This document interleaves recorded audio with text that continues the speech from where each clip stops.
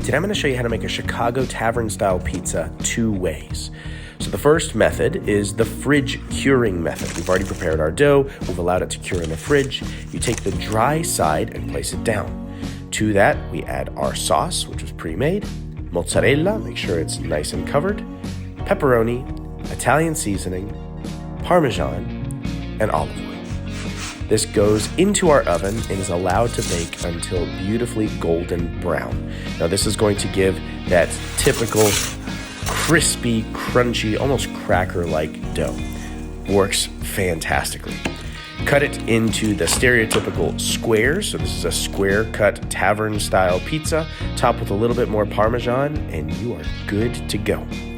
Now for our second method, we have our countertop method. It is allowed to dry overnight on the countertop, and it is quite dry. I didn't know what to expect with this. So we sauce it, add cheese, seasoning, pepperoni, olive oil, the whole 9 yards, right? Let's add a little extra Parmesan and place this cracker into the oven. I really had no idea how this was going to turn out, so you bake it until it's browning and caramelizing well, and it's starting to look more like a pizza and less like a cracker. Once this came out, though, it was amazing. Talk about a crispy, crunchy crust.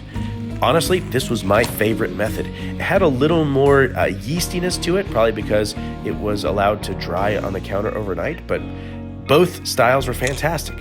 Hope you enjoy.